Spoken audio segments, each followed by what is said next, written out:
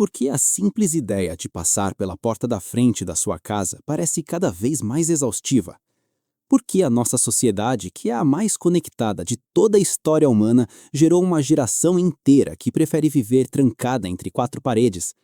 O sistema quer que você acredite que o problema é você, mas a neurociência descobriu um segredo sombrio. O seu isolamento é muito lucrativo. Para entender como chegamos a esse ponto, precisamos voltar ao verão escaldante de 1968. Foi quando um cientista chamado John B. Calhoun decidiu brincar de Deus. Num laboratório rural financiado pelo Instituto Nacional de Saúde Mental dos Estados Unidos, ele construiu o que deveria ser o derradeiro paraíso.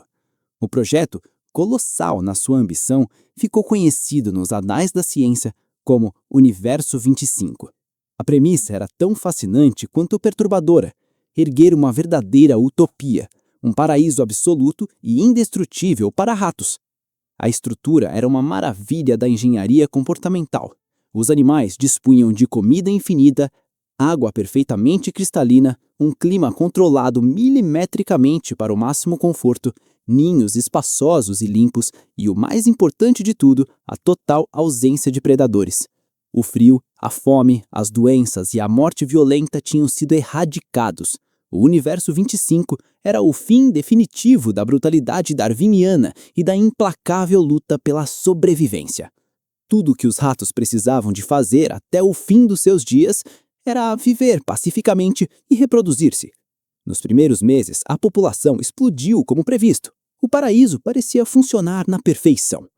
Mas, à medida que o Universo 25 se aproximava da sua capacidade máxima, algo sombrio e antinatural começou a apodrecer no núcleo daquela sociedade perfeita.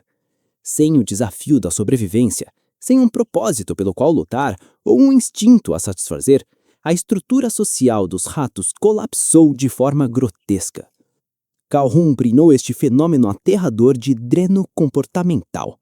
As mães começaram a abandonar e, por vezes, a devorar as suas próprias crias.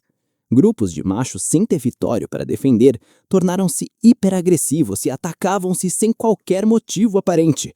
O caos instalou-se. No entanto, o que mais aterrorizou os cientistas e observadores não foi a violência desmedida, mas sim o surgimento de uma facção muito específica. Um grupo que Calhoun, com ironia trágica, batizou de Os Bonitos. Os bonitos eram ratos que simplesmente desistiram da sociedade. Eles não lutavam por estatuto, não defendiam território, não acasalavam e não interagiam com seus pares de forma alguma. Eles isolaram-se completamente nos cantos mais altos, inacessíveis e silenciosos do Universo 25. A sua rotina diária resumia-se a um ciclo vazio: comer, beber, dormir e alisar o próprio pelo de forma obsessiva. Fisicamente eram espécimes perfeitos, sem cicatrias de batalhas, sem feridas, extremamente saudáveis e de aspecto imaculado, mas psicologicamente estavam completamente mortos. Eles tinham absolutamente tudo o que o seu pequeno mundo lhes podia oferecer, mas perderam de forma irreparável a vontade primordial de existir fora das suas próprias bolhas. Pouco tempo após o surgimento em massa dos bonitos e da ruptura do tecido social, a população do Universo 25 começou a cair drasticamente. A reprodução cessou por completo, até que, inevitavelmente, o último rato morreu de velhice, marcando a extinção daquela sociedade utópica que morreu de tédio e falta de propósito. Agora, pare por um momento e olhe pela sua janela. Olhe para a selva de betão, para os arranha-céus infinitos, para os bairros superpovoados. Observe as luzes pálidas das janelas de apartamentos onde dezenas de pessoas vivem a escassos metros umas das outras, mas que nunca, em toda a sua vida, trocam uma única palavra. Nós construímos o nosso próprio Universo 25. E a verdade desconfortável é que os bonitos da nossa era já estão entre nós. E multiplicam-se a um ritmo alarmante. Eles são os milhões de jovens e adultos que estão silenciosa e metodicamente a trancar as portas dos seus quartos, recusando-se a participar do teatro exaustivo da vida moderna. No Japão, O fenômeno tornou-se tão endêmico que o governo precisou de cunhar uma palavra oficial para descrever estas pessoas. Hikikomori, indivíduos que passam meses, e frequentemente anos ou décadas, sem cruzar a soleira da porta da frente de casa. Vivem como fantasmas nos seus próprios lares, dependendo da família para sobreviver. Mas se pensa que isto é apenas uma idiosincrasia de uma cultura oriental com pressões sociais extremas, está redondamente enganado. O que antes era visto como um problema isolado é, hoje, uma pandemia silenciosa e global que varre o Ocidente. A geração NEET, o acrônimo inglês para jovens que não trabalham, não estudam e não recebem qualquer tipo de formação, está se multiplicando de forma assustadora nas Américas e na Europa. Estamos testemunhando o abandono em massa da vida pública. A sociedade ocidental cega a nossa arrogância produtivista,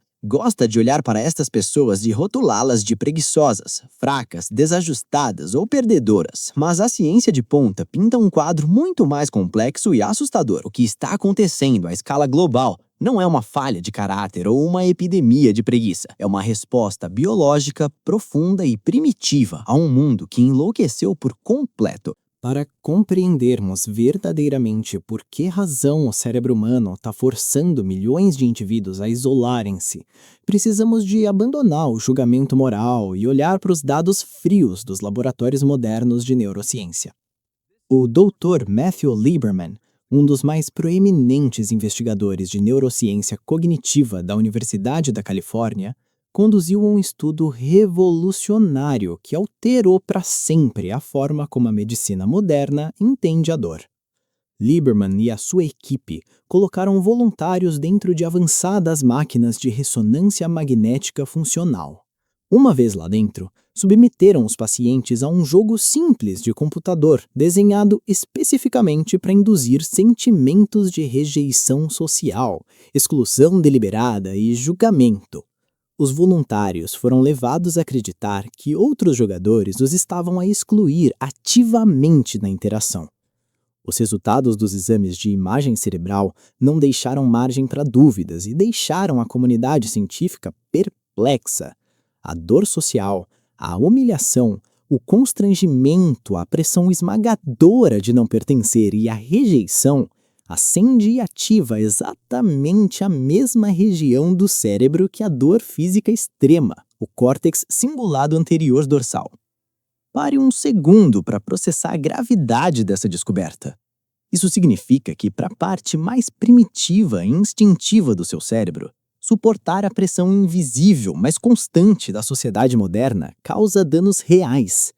Aguentar um chefe abusivo que o humilha, sentir o peso do julgamento das pessoas ou ter que usar uma máscara de falsidade opressiva durante 8 horas no escritório causa o mesmo trauma neurológico que ter o seu braço partido, ser queimado no fogo ou ser cortado por uma lâmina.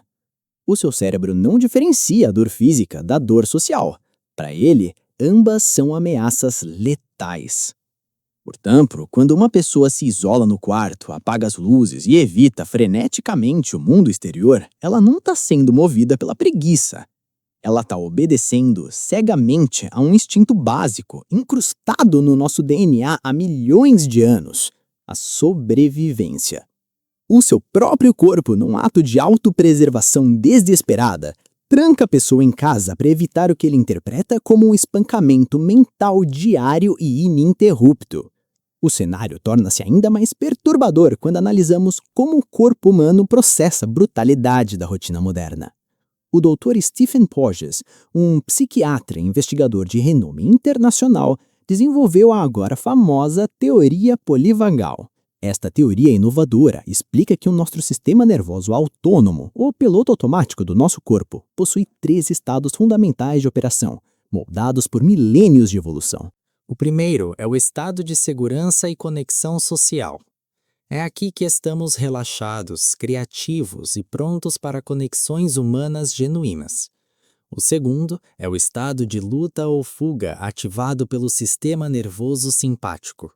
Este é o alarme de emergência que despeja torrentes de adrenalina e cortisol na nossa corrente sanguínea quando enfrentamos um perigo iminente. E o terceiro estado, o mais profundo, primitivo e drástico na escala evolutiva, é o desligamento vagal dorsal. A grande tragédia é que o mundo moderno, corporativo e hiperconectado foi desenhado especificamente para te manter no segundo estado de forma crônica. O trânsito caótico e ensurdecedor, as notificações ininterruptas e ansiogênicas do telemóvel, a pressão asfixiante por produtividade infinita, a ameaça constante de perder o emprego para a inteligência artificial ou para o mercado, as contas que implacavelmente não fecham ao final do mês. O seu cérebro primitivo não entende conceitos abstratos como inflação ou e-mails urgentes. Ele interpreta o aluguel atrasado ou a notificação do banco exatamente da mesma forma visceral e aterrorizante que um homem das cavernas interpretava um tigre dentes de sabre prestes a atacar. Você vive, respira e dorme num estado de ameaça perpétua. Mas a máquina humana não é inquebrável. O corpo não consegue operar em modo de emergência máxima para sempre. E o gênio maligno do sistema atual é que nós criamos a armadilha perfeita, da qual é quase impossível escapar. Enquanto a nossa biologia nos obriga desesperadamente a recuar e a procurar abrigo, a nossa estrutura social e econômica garante que não tenhamos para onde ir além do nosso próprio quarto, que se transforma numa cela solitária com acesso à internet. O sociólogo urbano Ray Oldenburg cunhou o termo terceiros espaços para descrever os locais cruciais onde a verdadeira vida em comunidade acontecia. Na sua teoria, o primeiro espaço é a sua casa, o refúgio privado. O segundo espaço é o seu local de trabalho ou a escola, o domínio da obrigação.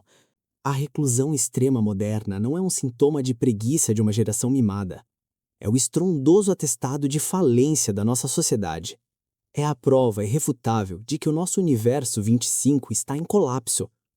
Mas a grande e aterrorizante questão, a pergunta que o sistema desesperadamente não quer que você ouse fazer a si mesmo, é a seguinte: se a dor de viver lá fora se tornou tão insuportável e excruciante que te obriga a trancar-se numa pequena caixa apenas para se sentir seguro e evitar a dor, você está realmente a proteger a sua vida ou apenas escolheu um caixão mais confortável para esperar pelo fim? Se você gosta de descobrir mais sobre o planeta e os mistérios da mente, se inscreva na tribo. A gente vai continuar por aqui e isso foi só o começo.